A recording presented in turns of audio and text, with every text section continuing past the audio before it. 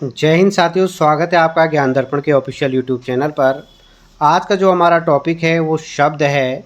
शब्द किसे कहा जाता है, ध्यान से देखिएगा। वर्णों का जो सार्थक एवं स्वतंत्र इकाई क्या कहलाती है? शब्द कहलाती है। कई बार प्रश्न आता है कि भाषा की सबसे छोटी सार्थक इकाई क्या होती है। ऑप्शन ए वर्ण भी आ जाएगा, ऑप्शन बी शब्द भी आ जाएगा। तो इसका जो राइट आंसर होगा वो होगा दोस्तों आपका शब्द। इससे पहले हमने बात किया कि भाषा की सबसे छोटी मौखिक इकाई क्या होती है, तो वो ध्वनि होती है। भाषा की सबसे छोटी लिखित इकाई क्या होती है, वो वर्ण होगी। भाषा की सबसे छोटी सार्थक इकाई क्या होगी, शब्द होगी। ये तीन अलग अलग प्रश्न बनते हैं दोस्तों, ये आपको ध्यान देना है। अर्थात जब दो या दो से अधिक वर्ण ऐसी सार्थक इकाई जो निश्चित अर्थ व्यक्त करती है, उसे हम क्या कहते हैं, शब्द कहते हैं। जैसे जौ और लौ दो शब्द हैं, अगर इनको मिला दिया तो ये जल बन गया। जल का एक अर्थ होता है, इसलिए यह एक शब्द क्या है, एक शब्द होगा।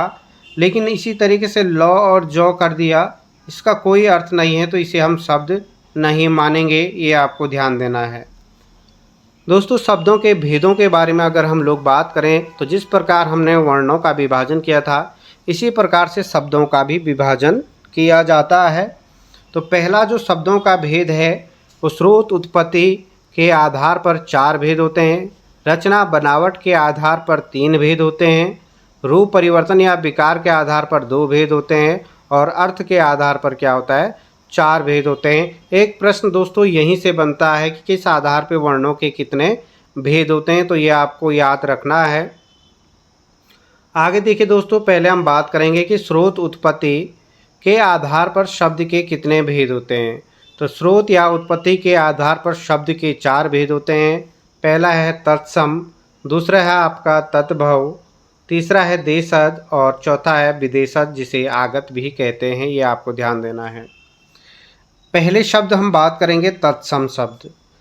तत्सम शब्द दोस्तों दो शब्दों से मिलकर के बना है, तत् धन शम। तत् धन शम। तत् का अर्थ होता है उसी और सम का अर्थ होता है समान, यानी उसी के समान।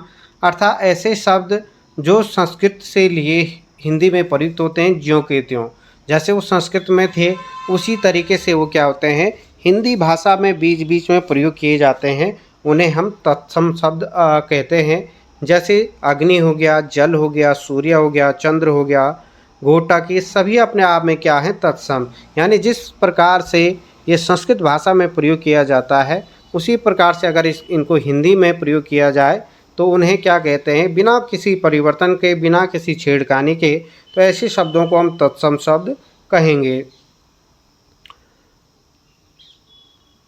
अब हम बात करेंगे दोस्तों तद्भव शब्द की।